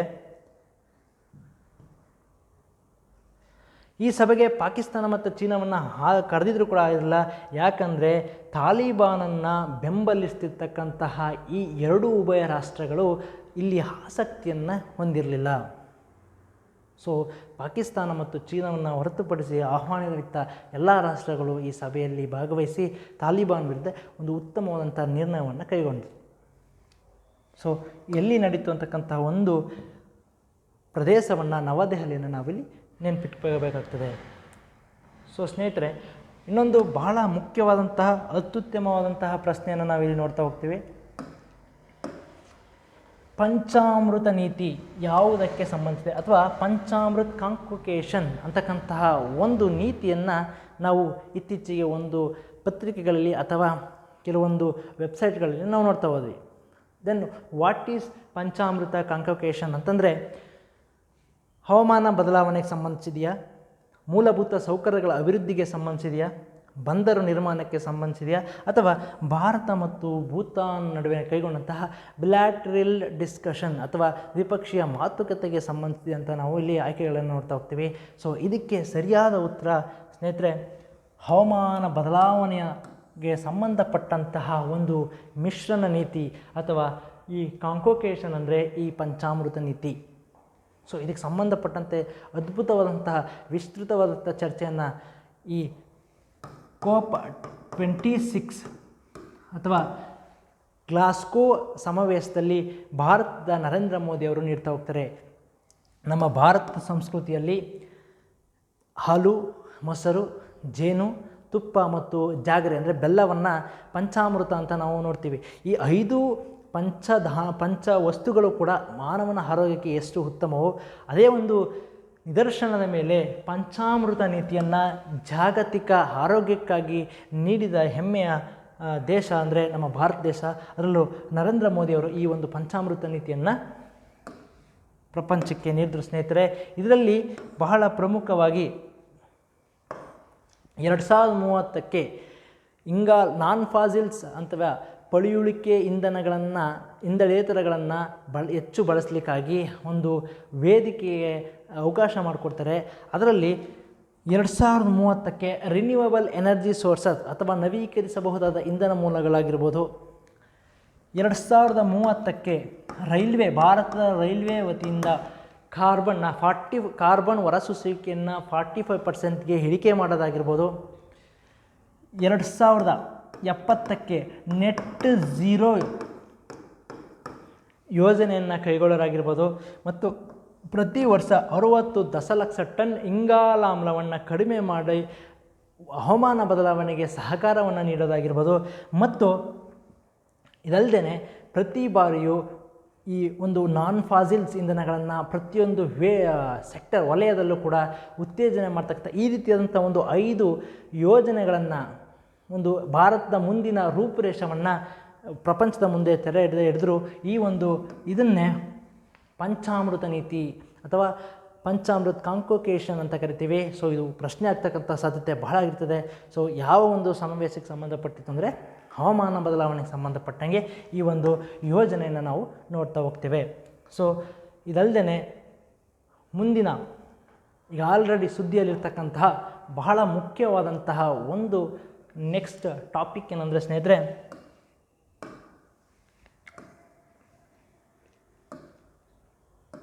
ಮುಲ್ಲಾ ಪೆರಿಯಾರ್ ಅಣೆಕಟ್ಟು ಯಾವ ರಾಜ್ಯದ ನಿಯಂತ್ರಣದಲ್ಲಿದೆ? ಸೊ ಕೇರಳ, ತಮಿಳುನಾಡು, ಕರ್ನಾಟಕ, ಕೇರಳ ಮತ್ತು ತಮಿಳುನಾಡು. ಸೊ ಸ್ನೇಹಿತರೆ, ಇಲ್ಲಿ ಪ್ರಶ್ನೆಗಳು ಬಹಳ ಅದ್ಭುತವಾಗಿ ರಚನೆಗೊಳ್ತವೆ. ಯಾಕಂದರೆ ಈ ಒಂದು ಟಾಪಿಕ್ ಮೇಲೆ ಅನೇಕ ಪ್ರಶ್ನೆಗಳನ್ನು ಈಗ ಆಲ್ರೆಡಿ ಕೇಳಿದರೆ ಮುಂದೆನೂ ಸಹ ಕೇಳ್ಬೋದು. ಪೆರಿಯಾರ್ ಅಣೆಕಟ್ಟು ಯಾವ ರಾಜ್ಯದಲ್ಲಿದೆ ಅಂತ ಕೇಳಿದಾಗ ಸ್ನೇಹಿತರೆ, ಕೇರಳ ರಾಜ್ಯದಲ್ಲಿದೆ. ಅದರ ನಿಯಂತ್ರಣ ಯಾವ ರಾಜ್ಯದಲ್ಲಿದೆ ಅಂದರೆ ಈ ಪ್ರಶ್ನೆಗೆ ಸರಿಯಾದ ಉತ್ತರ ತಮಿಳುನಾಡು. ಸೊ ಇದು ಯಾಕೆ ಈ ಪ್ರಸ್ತುತವಾಗಿ ಸುದ್ದಿಯಲ್ಲಿದೆ ಅಂದರೆ ಸ್ನೇಹಿತರೆ, ಇತ್ತೀಚೆಗೆ ageing dams and growing threats ಅಂತಕ್ಕಂಥ ಶೀರ್ಷಿಕೆಯಲ್ಲಿ ವಿಶ್ವಸಂಸ್ಥೆಯು ಒಂದು ವರದಿಯನ್ನು ಬಿಡುಗಡೆ ಮಾಡ್ತು. ಅಂದರೆ ಹಳೆಯದಾದಂತಹ ಅಣೆಕಟ್ಟುಗಳು ದೇಶದ ಬೆಳವಣಿಗೆಗೆ ಮಾರಕವಾಗಿರ್ತಕ್ಕಂಥ ಒಂದು ಶೀರ್ಷಿಕೆಯಲ್ಲಿ ಯಾವ ಒಂದು ಸಂಸ್ಥೆ ವರದಿಯನ್ನು ಬಿಡುಗಡೆ ಮಾಡ್ತಂಥ ಪ್ರಶ್ನೆ ಆದರೆ ಅದು UN ಅಥವಾ ಯುನೈಟೆಡ್ ನೇಷನ್ಸ್ ವಿಶ್ವಸಂಸ್ಥೆ ಬಿಡುಗಡೆ ಮಾಡುತ್ತೆ. ಅದರ ಪ್ರಕಾರ Japan, America, Bharat, China, Zimbabwe ಹೀಗೆ ಅತಿ ದೊಡ್ಡ ಅಣೆಕಟ್ಟುಗಳನ್ನು ಮತ್ತು ಹೆಚ್ಚಾದ ಅಣೆಕಟ್ಟುಗಳನ್ನು ಒಳಗೊಂಡಿರ್ತಕ್ಕಂತಹ ದೇಶಗಳು ಮುಂದಿನ ದಿನಗಳಲ್ಲಿ ಅನುಭವಿಸ್ತಕ್ಕಂತಹ ಥ್ರೆಟ್ನಿಂಗ್ಸ್ ಬಗ್ಗೆ ಒಂದು ವರದಿಯನ್ನು ಅದ್ಭುತವಾಗಿ ಬಿಡುಗಡೆ ಮಾಡಿ ಎಲ್ಲ ದೇಶಗಳನ್ನು ಎಚ್ಚರಿಸಿತು ಸ್ನೇಹಿತರೆ. ಆ ಒಂದು ಎಚ್ಚರಿಕೆ ಗಂಟೆಯಲ್ಲಿ ಭಾರತದಿಂದ ಈ ಮುಲ್ಲಾ ಪೆರಿಯಾರ್ ಅಣೆಕಟ್ಟಿನ ಬಗ್ಗೆ ಅದು ಪ್ರಸ್ತಾಪವನ್ನು ಮಾಡ್ತಾ ಹೋಗುತ್ತೆ ಸ್ನೇಹಿತರೆ. ಏನು ಈ ಒಂದು ವರದಿಯಲ್ಲಿ ಅತಿ ಹಳೆಯದಾದ 100 ವರ್ಷಕ್ಕಿಂತಲೂ ಹೆಚ್ಚಾಗಿ ಹಳೆಯದಾದ ಒಂದು ಈ ಅಣೆಕಟ್ಟೆಯಲ್ಲಿ ಭಾರತದ ಜನರಾದಂತಹ 3.5 ಮಿಲಿಯನ್ಸ್ ಸುಮಾರು 35 ಲಕ್ಷ ಜನರಿಗೆ ಈ ಒಂದು ಡ್ಯಾಮಿಂದ ಮುಂದಿನ ದಿನಗಳಲ್ಲಿ ತುಂಬ ರಿಸ್ಕ್ ಅಥವಾ ಥ್ರೆಟ್ನಿಂಗ್ ಉಂಟಾಗ್ತದೆ ಅಂತಕ್ಕಂಥ ಒಂದು ವರದಿಯನ್ನು ಬಿಡುಗಡೆ ಮಾಡ್ತು. ಯಾಕಂದರೆ ಈ ಒಂದು ಮುಲ್ಲಾ ಪೆರಿಯಾರ್ ಅಣೆಕಟ್ಟು ಆಲ್ರೆಡಿ ತುಂಬ ಏಜ್ಡ್ ಅಂದರೆ ತುಂಬ ಹಳೆಯದಾದಂತಹ ಅಣೆಕಟ್ಟಾಗಿದೆ. ಇದಕ್ಕೆ ನೀವು ಸರಿಯಾದಂತಹ ಒಂದು ಎಚ್ಚರಿಕಾ ಕ್ರಮಗಳನ್ನು ಕೈಗೊಳ್ಳಿಲ್ಲ ಅಂದರೆ ಏನು ಈ ಒಂದು ವರದಿಯ ಪ್ರಕಾರ 3.5 millions of people of India will be troubled ಅಂತಕ್ಕಂಥ ಒಂದು ಎಚ್ಚರಿಕೆಯನ್ನು ಪಾಸ್ ಮಾಡಿದೆ. ಸೊ ಅದಲ್ಲದೆ in India there are over 1115 ಅಂದರೆ 1115 ಅಣೆಕಟ್ಟುಗಳಲ್ಲೂ ಕೂಡ ಇವತ್ತು 50 ವರ್ಷವನ್ನು ಕ್ರಾಸ್ ಆಗಿದ್ದಾವೆ 2025 ಹಂತಕ್ಕೆ. ಮತ್ತು ಈ 2050 ಹೊತ್ತಿಗೆ ಅತಿ ದೊಡ್ಡದಾದಂಥ 64 ಅಣೆಕಟ್ಟುಗಳು ತನ್ನ 150 ವರ್ಷವನ್ನು ಕಂಪ್ಲೀಟ್ ಮಾಡ್ತವೆ. ಮುಂದಿನ ದಿನಗಳಲ್ಲಿ ದೇಶದ ಅಭಿವೃದ್ಧಿಗಾಗಿರ್ಬೋದು ಅಥವಾ ಮಾನವ ಸಂಕುಲಕ್ಕೆ ಇದು ಅಪಾಯವನ್ನು ಉಂಟು ಮಾಡ್ತಿದೆ ಅಂತಕ್ಕಂಥ ಒಂದು ಎಚ್ಚರಿಕೆಯನ್ನು ಕೂಡ ಈ ಒಂದು ಸಮೀಕ್ಷೆ ವರದಿಯನ್ನು ಪ್ರಕಟಿಸಿತು. ಆದರೆ ಕೇರಳ ರಾಜ್ಯದ ಮುಖ್ಯಮಂತ್ರಿಗಳಾದಂಥ ಪಿಣರಾಯಿ ವಿಜಯನ್ರವರು ಅವರ ಒಂದು ಅಧಿವೇಶನ ಅಥವಾ ಪಾರ್ಲಿಮೆಂಟ್ ಸೆಷನ್ನಲ್ಲಿ ಅದನ್ನು ಕ್ಲಾರಿಫೈ ಮಾಡ್ತಾರೆ. ಇವತ್ತಿಗೂ ಕೂಡ ಮುಲ್ಲಾ ಪೆರಿಯಾರ್ ಅಣೆಕಟ್ಟು ಸೇಫ್ ಆಗಿದೆ ಅಂತ. ಮತ್ತು ಸುಪ್ರೀಂ ಕೋರ್ಟ್ಗೆ ಹೋಗ್ತಾರೆ. 135.5 ಅಡಿಗೆ ಆ ಒಂದು ಫೀಟ್ಗೆ ಸ್ಟೋರೇಜ್ ಕೆಪಾಸಿಟಿಯನ್ನು ಸುಪ್ರೀಂ ಕೋರ್ಟ್ ಫೈನಲೈಸ್ ಮಾಡುತ್ತೆ. So it is no problem for the people ಅಂತಕ್ಕಂಥ ವರದಿಯನ್ನು ಕೂಡ ಕೇರಳ ಸರ್ಕಾರ ಸಬ್ಮಿಟ್ ಮಾಡುತ್ತೆ. ಸೊ ಇಷ್ಟು ಈ ಒಂದು ಅಣೆಕಟ್ಟಿನ ಸಂಬಂಧಪಟ್ಟಾಗೆ ಬಹಳ ಇಂಪಾರ್ಟೆಂಟ್ ಆದಂತಹ ಒಂದು ವಿಷಯ ಆಗುತ್ತೆ. ಸೊ ನಿರ್ವಹಣೆ Tamil Nadu, it is located in Kerala.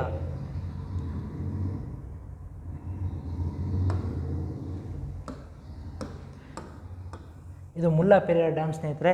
ಈ ಮುಲ್ಲಾ ಪೆರಿಯಾರ್ ಡ್ಯಾಮ್ ಕೇರಳ ವಿಭಾಗದಲ್ಲಿ ಕಂಡುಬರುತ್ತೆ. ಇಲ್ಲಿ ಪೆರಿಯಾರ್ ನದಿಯಿಂದ ಬಂದಂತಹ ನೀರನ್ನು ಈ ಮುಲ್ಲಾ ಪೆರಿಯಾರ್ ಡ್ಯಾಮಲ್ಲಿ ಸ್ಟೋರ್ ಮಾಡಿ ಈ ಒಂದು ಕ್ಯಾನಲ್ ಅಥವಾ ಒಂದು ಕಾಲುವೆ ಮೂಲಕ ಈ ಒಂದು ತಮಿಳುನಾಡು ರಾಜ್ಯಕ್ಕೆ ಹರಿಬಿಡ್ತಾರೆ.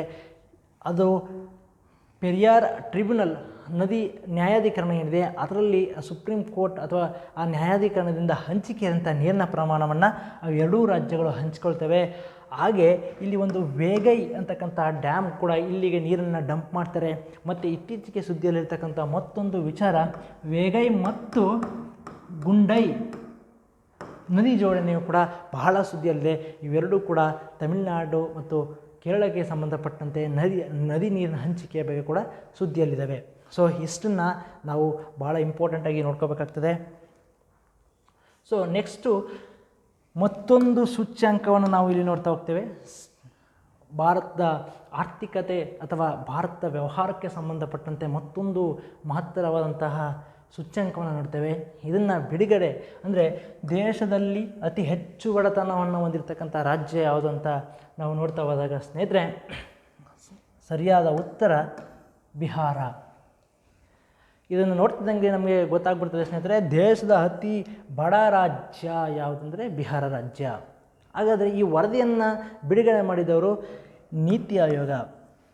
ಏನು ಯೋಜನಾ ಆಯೋಗದ ಬದಲಿ ಆಯೋಗವಾದಂತಹ ಈ ನೀತಿ ಆಯೋಗ ಸುಮಾರು 2015ರಲ್ಲಿ ರಚನೆ ಆಯಿತು. ಇದರ ಕೇಂದ್ರ ಕಚೇರಿ ನವದೆಹಲಿಯಲ್ಲಿದೆ. ಇದನ್ನು ಭಾರತ ಥಿಂಕ್ ಟ್ಯಾಂಕ್ ಅಂತಲೂ ಕೂಡ ಕರಿತೀವಿ. ಈ ನೀತಿ ಆಯೋಗದ ಬಗ್ಗೆ ಸಾಕಷ್ಟು ಪ್ರಶ್ನೆಗಳಿದ್ದಾವೆ, ಮುಂದಿನ ಸಾಕಷ್ಟು ಪ್ರಶ್ನೆಗಳು ಬರ್ತವೆ. ಆ ನೀತಿ ಆಯೋಗದ ಒಂದು ವಿಸ್ತೃತವಾದಂತಹ ಬಹು ಆಯಾಮದ ವರದಿಯೇ ದೇಶದ ಬಡತನ ವರದಿ. ಇಲ್ಲಿ ಹೇಳ್ತಾ ಹೋಗ್ತಾರೆ ಸ್ನೇಹಿತರೆ, ಭಾರತದಲ್ಲಿ 51% ಜನ ಬಡವರು ಈ ಒಂದು ಬಿಹಾರ ರಾಜ್ಯದಲ್ಲಿದ್ದಾರೆ ಮತ್ತು ಜಾರ್ಖಂಡ್ 2ನೇ ಸ್ಥಾನವನ್ನು ಒಳಗೊಂಡಿದೆ ಅಂತಕ್ಕಂಥ ಒಂದು ವಿಸ್ತೃತವಾದ ವರದಿಯಲ್ಲಿ ನೀಡ್ತಾ ಹೋಗ್ತಿದೆ. ಹಾಗಾದರೆ ಅತಿ ಕಡಿಮೆ ಬಡತನವನ್ನು ಹೊಂದಿರತಕ್ಕಂತಹ ರಾಜ್ಯ ಯಾವುದಂದರೆ Kerala, including Goa state also one of the richest state in India ಅಂತ ಈ ಒಂದು ವರದಿ ಪ್ರಕಟ ಮಾಡಿದೆ. ಕೇರಳ ಮತ್ತು ಗೋವಾ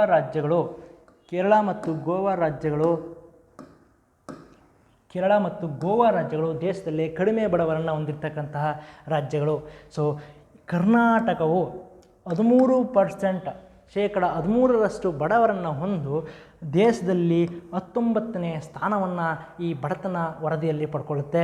ಸೊ ಅದರಲ್ಲಿ ಅತ್ಯುತ್ತಮ ಉದ್ಯೋಗ ಮತ್ತು ಆರ್ಥಿಕ ಅಭಿವೃದ್ಧಿಯನ್ನು ಹೊಂದಿರತಕ್ಕಂತಹ ನಗರ ಯಾವುದಂದರೆ ಬೆಂಗಳೂರು ನಗರ. ಇಡೀ ದೇಶದಲ್ಲೇ ಉದ್ಯೋಗಾವಕಾಶ ಸೃಷ್ಟಿಯಾಗಿರ್ಬೋದು ಮತ್ತು ಎಕನಾಮಿಕ್ ಡೆವಲಪ್ಮೆಂಟ್ಸ್ಗೆ ಬೇಕಾದಂತಹ ಸಹಕಾರವನ್ನು ದೇಶಕ್ಕೆ ಒದಗಿಸ್ತಿರ್ತಕ್ಕಂತಹ ನಗರ ಯಾವುದಂದರೆ ನಮ್ಮ ಬೆಂಗಳೂರು. ಸೊ ಈ 3-4 ಡೇಟಾವನ್ನು ನಾವು ರಾಜ್ಯಕ್ಕೆ ಸಂಬಂಧಪಟ್ಟಂಗೆ ಬಹಳ ಗಮನದಲ್ಲಿಟ್ಟು ನೋಡ್ಕೋಬೇಕಾಗ್ತದೆ.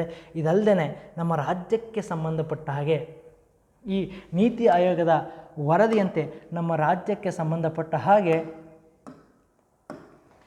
ರಾಜ್ಯದಲ್ಲಿ ಅತಿ ಹೆಚ್ಚು ಶ್ರೀಮಂತ ಜಿಲ್ಲೆ ಮತ್ತು ಅತಿ ಬಡ ಜಿಲ್ಲೆಯನ್ನು ನೋಡಿದಾಗ ರಾಜ್ಯದಲ್ಲಿ ಯಾದಗಿರಿ ಡಿಸ್ಟ್ರಿಕ್ ಅತ್ಯಂತ ಹೆಚ್ಚು ಬಡತನವನ್ನು ಹೊಂದಿರತಕ್ಕಂಥದ್ದು ಮತ್ತು ಕೇವಲ 2.31% ಬಡವರನ್ನು ಹೊಂದಿರತಕ್ಕಂತಹ ಬೆಂಗಳೂರು ನಗರ ರಾಜ್ಯದಲ್ಲಿ ಅತಿ ಹೆಚ್ಚು ಶ್ರೀಮಂತ ನಗರವನ್ನು ನೋಡ್ತೇವೆ.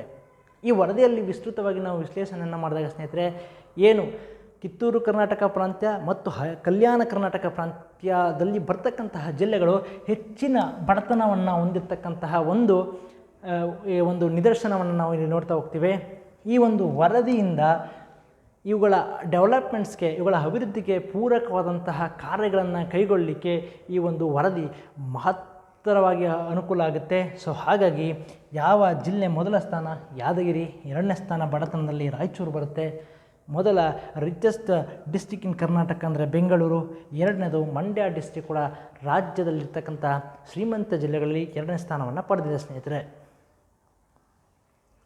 ಸೊ ಇಷ್ಟನ್ನು ಭಾಳ ಇಂಪಾರ್ಟೆಂಟಾಗಿ ನೋಡ್ತಾ ಹೋಗಬೇಕು. ಯಾಕಂದರೆ ಇದು ಭಾರತದ ಪ್ರಮುಖ ಇನ್ಸ್ಟಿಟ್ಯೂಷನ್ ಅಥವಾ ಒಂದು ಸಂಸ್ಥೆಯಾದಂತಹ ನೀತಿ ಆಯೋಗ ಬಿಡುಗಡೆ ಮಾಡಿರೋದ್ರಿಂದ ಮುಂದಿನ ದಿನಗಳಲ್ಲಿ ಯಾವುದು KPSC ಆಗಿರ್ಬೋದು, KSP ಆಗಿರ್ಬೋದು, ಇವುಗಳ ಬಗ್ಗೆ ಸಂಬಂಧಪಟ್ಟಂತಹ ಪ್ರಶ್ನೆಗಳು ಹೆಚ್ಚಾಗಿ ಬರ್ತಕ್ಕಂಥ ಸಾಧ್ಯತೆ ಇರುತ್ತೆ. ಸೊ ಮತ್ತೊಂದು ವೆರಿ ಇಂಪಾರ್ಟೆಂಟ್ ಪ್ರಶ್ನೆನ ನಾವು ಇಲ್ಲಿ ನೋಡ್ತೀವಿ ಸ್ನೇಹಿತರೆ. ಆಪರೇಷನ್ ರೆಡ್ ಕೋರ್ಸ್ ಅಲ್ಲ ಸ್ನೇಹಿತರೆ, ಇದು ರೆಡ್ ರೋಸ್ ಅಂತ ಆಗಬೇಕು. ಈ ಆಪರೇಷನ್ ರೆಡ್ ರೋಸ್ ಅಂತಕ್ಕಂತಹ ಅಕ್ರಮ ಮದ್ಯ ವಿರೋಧಿ ಅಭಿಯಾನವನ್ನು ಕೈಗೊಂಡಂತಹ ರಾಜ್ಯ ಯಾವುದು? ಬಹಳ ಅದ್ಭುತವಾಗಿ ಸುದ್ದಿಯಲ್ಲಿ ಬಂತು ಸ್ನೇಹಿತರೆ. ಈ ಆಪರೇಷನ್ ರೆಡ್ ರೋಸ್ ಅಂತಕ್ಕಂತಹ ಒಂದು ಅಭಿಯಾನವನ್ನು ಕೈಗೊಂಡಂತಹ ರಾಜ್ಯಗಳನ್ನು ನೋಡಿದಾಗ ಆಪ್ಷನ್ ಎಗೆ ಬಂದಾಗ ಪಂಜಾಬ್, ಬಿ ಬಂದ ಮೇಘಾಲಯ, ತೆಲಂಗಾಣ, ಉತ್ತರ ಪ್ರದೇಶ. ಈ 4 ರಾಜ್ಯಗಳಲ್ಲಿ ಇದಕ್ಕೆ ಸರಿಯಾದ ಉತ್ತರವನ್ನು ನೋಡಿದಾಗ ಪಂಜಾಬ್ ರಾಜ್ಯ ಸ್ನೇಹಿತರೆ ಈ ಆಪರೇಷನ್ ರೆಡ್ ರೋಸ್ ಅಂತಕ್ಕಂಥ ಒಂದು ಅಭಿಯಾನವನ್ನು ಕೈಗೊಳ್ತು. ಇದರ ಮೂಲಕ illicit liquor was destroyed among 2 lakh litres, 2 lakh litre ಅಕ್ರಮ ಮದ್ಯವನ್ನು ಈ ಒಂದು ಪಂಜಾಬ್ ರಾಜ್ಯದ ಪೊಲೀಸರು ಅಥವಾ ಎಕ್ಸೈಸ್ ಡಿಪಾರ್ಟ್ಮೆಂಟ್, ಅಬಕಾರಿ ಸಚಿವಾಲಯ ನಾಶಗೊಳಿಸ್ತದೆ ಅಂತ. ಹಾಗಾಗಿ ಈ ಒಂದು ಆಪರೇಷನ್ ರೆಡ್ ರೋಸ್ ಅಂತಕ್ಕಂಥ ಅಭಿಯಾನವನ್ನು ಕೈಗೊಂಡಿದ್ದಂತಹ ರಾಜ್ಯ ಯಾವುದಂದರೆ ಪಂಜಾಬ್ ರಾಜ್ಯ. So over 2 lakh litres of illicit liquor destroyed, 150 FIRs lodged in 20 days in Ludhiana Punjab ರಾಜ್ಯದಲ್ಲಿ ಕಂಡುಬರ್ತಕ್ಕಂಥ ಒಂದು ಪ್ರಮುಖವಾದಂಥ ಡಿಸ್ಟ್ರಿಕ್ ಆಗುತ್ತೆ ಸ್ನೇಹಿತರೆ. ಸೊ ಈ ಒಂದು ಕ್ಯಾಂಪೇನ್ ಎಲ್ಲ ಕಡೆ ಆದಾಗ ಬಹಳ ಮಹತ್ತರವಾದಂತಹ ಒಂದು ಬದಲಾವಣೆಯನ್ನು ನಾವು ಎದುರು ನೋಡ್ಬೋದು. ಸೊ ಅಸಲ್ದೇ ಮತ್ತೊಂದು ವೆರಿ ಇಂಪಾರ್ಟೆಂಟ್, ಬಹಳ ಚರ್ಚೆಯಲ್ಲಿರ್ತಕ್ಕಂತಹ ವಿಚಾರ, ಯಾವ ರಾಜ್ಯ ಜನಸೇವಕ್ ಮತ್ತು ಜನಸ್ಪಂದನ್ ಅಂತಕ್ಕಂತಹ ಆನ್ಲೈನ್ ಪೋರ್ಟಲನ್ನು ಆರಂಭಿಸಿದೆ ಅಂತಕ್ಕಂತಹ ಪ್ರಶ್ನೆನ ನಾವು ನೋಡಿದಾಗ ಕೇರಳ, ಕರ್ನಾಟಕ, ಆಂಧ್ರ ಪ್ರದೇಶ ಮತ್ತು ಒಡಿಶಾ ಈ 4 ರಾಜ್ಯಗಳಲ್ಲಿ ಸರಿಯಾದ ಉತ್ತರ ಸ್ನೇಹಿತರೆ ಕರ್ನಾಟಕ. ಕರ್ನಾಟಕ ರಾಜ್ಯವು ಜನಸೇವಕ್ ಮತ್ತು ಜನಸ್ಪಂದನ್ ಅಂತಕ್ಕಂತಹ ಆನ್ಲೈನ್ ಪೋರ್ಟಲ್ಗಳನ್ನು ಆರಂಭಿಸಿದೆ. ಸುಮಾರು 58 ಸೇವೆಗಳನ್ನು ಏನು ಆಧಾರ್ ಕಾರ್ಡ್ ತಲುಪಿಸೋದಿರ್ಬೋದು, ಆದಾಯ ಪ್ರಮಾಣ ಪತ್ರ, ಜಾತಿ ಪ್ರಮಾಣ ಪತ್ರ ಹಾಗೂ ಇನ್ನಿತರ ಡಾಕ್ಯುಮೆಂಟ್ಸ್ಗಳನ್ನು ಒದಗಿಸಲಿಕ್ಕಾಗಿ ಜನರ ಮನೆ ಬಾಗಿಲಿಗೆ ಒದಗಿಸಲಿಕ್ಕಾಗಿ ಈ ಒಂದು ಆನ್ಲೈನ್ ಪೋರ್ಟಲನ್ನು ಆರಂಭಿಸಿದ ರಾಜ್ಯ ನಮ್ಮ ಕರ್ನಾಟಕ. ಅದನ್ನು ಇನಾಗ್ರೇಟ್ ಮಾಡಿದ್ದು ಹೆಮ್ಮೆಯ ಮುಖ್ಯಮಂತ್ರಿಗಳಂತಹ ಬಸವರಾಜ ಬೊಮ್ಮಾಯಿಯವರು ಈ ಒಂದು ಸೇವೆಯನ್ನು ಜನರಿಗಾಗಿ ಬಿಡುಗಡೆ ಮಾಡ್ತಾರೆ. ಸೊ ಇದರಲ್ಲಿ ಸುಮಾರು 58 ಸೇವೆಗಳು ಜನಸೇವಕ್ ಅಂತಕ್ಕಂಥ ಒಂದು ಪೋರ್ಟಲ್ನಲ್ಲಿ ಲಭ್ಯ ಆಗುತ್ತೆ. ಮುಂದಿನ ದಿನಗಳಲ್ಲಿ ನಾವು ಕೂಡ ಇದನ್ನು ಸೌಲಭ್ಯವನ್ನು ಪಡ್ಕೋಬೋದು. ಅದಲ್ಲದೆ ಇನ್ನೊಂದು ಜನಸ್ಪಂದನ ಅಂತಕ್ಕಂತಹ ಮತ್ತೊಂದು ವೇದಿಕೆಯನ್ನು ಜನರಿಗಾಗಿ ತೆರೆದಿರ್ತಾರೆ. ಅದರಲ್ಲಿ ಜನರ ಕುಂದುಕೊರತೆಗಳನ್ನು ಅವರು ಇದ್ದಲ್ಲಿಂದಲೇ ಸ್ವೀಕಾರ ಮಾಡಿ ಅವರಿಗೆ ಸಹಕಾರವನ್ನು ನೀಡಲಿಕ್ಕಾಗಿ ಈ ಒಂದು ಯೋಜನೆಯನ್ನು ರೂಪುಗೊಳಿಸಿದ್ದಾರೆ. ಸೊ ಜನಸೇವಕ್ ಮತ್ತು ಜನಸ್ಪಂದನ ಅಂತಕ್ಕಂತಹ ಯೋಜನೆಗಳು ಯಾವ ರಾಜ್ಯ ಸರ್ಕಾರಕ್ಕೆ ಸಂಬಂಧಪಟ್ಟಿವೆ ಅಂದರೆ ಅದು ನಮ್ಮ ಕರ್ನಾಟಕದ ಯೋಜನೆಗಳಾಗಿದ್ದಾವೆ. ಇದಲ್ಲದೆ ಅವಲೋಕನ್, ನವೋದಯ, ನಾಡ ಕಚೇರಿ, ಭೂಮಿ ಮುಂತಾದ ಯೋಜನೆಗಳು, ಮಹತ್ತರವಾದ ಆನ್ಲೈನ್ ಸರ್ವಿಸ್ ಇವೆಲ್ಲವೂ ಕೂಡ ರಾಜ್ಯ ಸರ್ಕಾರದಿಂದ ಬಿಡುಗಡೆಗೊಂಡಿರ್ತಕ್ಕಂಥ ಪ್ರಮುಖ ಯೋಜನೆಗಳಾಗಿದ್ದಾವೆ. ಸೊ ಇವನ್ನ ನಾವು ನೋಡ್ಕೋಬೇಕಾಗ್ತದೆ. ಸೊ ಮತ್ತೊಂದು ಇಂಪಾರ್ಟೆಂಟ್ ಮುಂದಿನ ಪ್ರಶ್ನೆಯನ್ನು ನಾವು ನೋಡ್ತೀವಿ ಸ್ನೇಹಿತರೆ. ಇತ್ತೀಚೆಗೆ ಬಹಳ ಸುದ್ದಿಯಲ್ಲಿತ್ತು ಅಂತಾರಾಷ್ಟ್ರೀಯ ಮಟ್ಟದಲ್ಲಿ. ಸೊ IUCNಗೆ ಸಂಬಂಧಪಟ್ಟಂಗೆ ಒಂದು ಪ್ರಶ್ನೆಯನ್ನು ನೋಡಿದಾಗ ಇತ್ತೀಚೆಗೆ ಸುದ್ದಿಯಲ್ಲಿ ಕಂಡುಬರುವ ಕ್ಯಾಲಿಫೋರ್ನಿಯಾ ಕಾಂಡೋರ್ಸ್ ಒಂದು ಏನು ಅಂತ ನೋಡಿದಾಗ ತೀವ್ರವಾಗಿ ಅಳಿವಿನಂಚಿನಲ್ಲಿರುವ ಪಕ್ಷಿ, ಅಪರೂಪದ ಕಪ್ಪೆ ಪ್ರಭೇದಗಳು, ಸಂಪತ್ತು ದಾಖಲೆಗಳು, ಸೂಪರ್ ಕಂಪ್ಯೂಟರ್. ಈ ಆಯ್ಕೆಗಳಲ್ಲಿ ನೀವು ಈ ಒಂದು ಚಿತ್ರವನ್ನು ನೋಡಿದಾಗ ಸುಲಭವಾಗಿ ಆನ್ಸರ್ ಮಾಡ್ತೀರಾ. ಸೊ ತೀವ್ರವಾಗಿ ಅಳಿವಿನಂಚಿನಲ್ಲಿರುವ ಒಂದು ಪಕ್ಷಿ ಪ್ರಭೇದ ಅದೇ ಕ್ಯಾಲಿಫೋರ್ನಿಯಾ ಕಾಂಡೋರ ಅಂತ. ಈ ಒಂದು ಪಕ್ಷಿ ಆ ಒಂದು ಕ್ಯಾಲಿಫೋರ್ನಿಯಾ ಕಾಂಡೋರ ಇದು ನ್ಯೂ ವರ್ಲ್ಡ್ ವಲ್ಚರ್ ಅಂತಕ್ಕಂಥದ್ದು ನ್ಯೂ ವರ್ಲ್ಡ್ ರಣಹದ್ದುಗಳಿಗೆ ಸಂಬಂಧಪಟ್ಟಂಥ ಒಂದು ಪಕ್ಷಿ ಪ್ರಭೇದ ಆಗುತ್ತೆ. ಇದು 1987ರಲ್ಲೇ ಎಕ್ಸ್ಟಿಂಕ್ಟ್ ಅಂದರೆ ಅಳಿವಿನ ಅಂಚಿನಲ್ಲಿರ್ತಕ್ಕಂತಹ ಒಂದು ಪಟ್ಟಿಗೆ ಸೇರ್ಪಡೆಯಿತು. ಆದರೆ ಇತ್ತೀಚೆಗೆ ಕ್ಯಾಲಿಫೋರ್ನಿಯಾದಲ್ಲಿ ಈ ಒಂದು 2-3 ಪ್ರಭೇದಗಳನ್ನು ಅಸೆಕ್ಷುವಲ್ ಆಗಿ ರಿಪ್ರೊಡಕ್ಷನ್ ಮಾಡ್ತಾರೆ, ಅಂದರೆ ಅಲೈಂಗಿಕವಾಗಿ ಇವುಗಳನ್ನು ಸೃಷ್ಟಿಸ್ತಾರೆ. ಸೊ ಹಾಗಾಗಿ ಈ ಏನು ಕ್ಯಾಲಿಫೋರ್ನಿಯಾ ಕಾಂಡೋರ್ಸ್ ಅಂತಕ್ಕಂಥದ್ದು ಬಹಳ ಸುದ್ದಿಯಲ್ಲಿದೆ. ಸೊ ಈ ಒಂದು ಪ್ರಶ್ನೆಯನ್ನು ಮುಂದಿನ ದಿನಗಳಲ್ಲಿ ಪ್ರಶ್ನೆ ಪತ್ರಿಕೆಯಲ್ಲಿ ನಾವು ಕಾಣ್ಬೋದು. ಸೊ ಇಷ್ಟು ಪ್ರಶ್ನೆಗಳನ್ನು ನಾವು ಇವತ್ತು ಡಿಸ್ಕಷನ್ ಮಾಡಿದ್ದೀವಿ. ಸೊ ಮುಂದಿನ ದಿನಗಳಲ್ಲಿ ಇನ್ನೂ ಆಳವಾದಂಥ ಮೋಸ್ಟ್ ಎಕ್ಸ್ಪೆಕ್ಟೆಡ್ ಕ್ವಶನ್ಸ್ನ ನಾವು ನೋಡ್ತಾ ಹೋಗ್ತೀವಿ ಸ್ನೇಹಿತರೆ. ಸೊ ಅದ್ರ ಬಗ್ಗೆ ನಾವು ಮುಂದಿನ ದಿನಗಳಲ್ಲಿ ಡಿಸ್ಕಷನ್ ಮಾಡೋಣ. ಯಾವುದೇ ನಿಮ್ಮ ಕ್ವೇರೀಸ್ಗೆ ಸಂಬಂಧಪಟ್ಟಂಗೆ ನಿಮಗೆ ಏನಾದರೂ ಡೌಟ್ಸ್ ಇದ್ದಾಗ ಅಥವಾ ನಮ್ಮ ಈ ಶ್ರೀ ಸ್ಪರ್ಧಾ ಅಕಾಡೆಮಿಯವರ ಒಂದು ಸೇವೆ ಅವರ ಉಪಯೋಗ ನಿಮಗೆ ಬೇಕಾದಾಗ ಈ ಒಂದು ನಂಬರ್ಗೆ ಕರೆ ಮಾಡಿ ಸಂಪೂರ್ಣ ಮಾಹಿತಿಯನ್ನು ತಗೋಬೋದು. ಇದರಲ್ಲಿ ಆನ್ಲೈನ್ ಮತ್ತು ಆಫ್ಲೈನ್ ಕ್ಲಾಸ್ ಎರಡೂ ಕೂಡ ಲಭ್ಯ ಇದ್ದಾವೆ. ಸೊ ಇವತ್ತಿಗೆ ಈ ಒಂದು ಸೆಷನನ್ನು ಕಂಪ್ಲೀಟ್ ಮಾಡ್ತೀವಿ. Thank you everybody.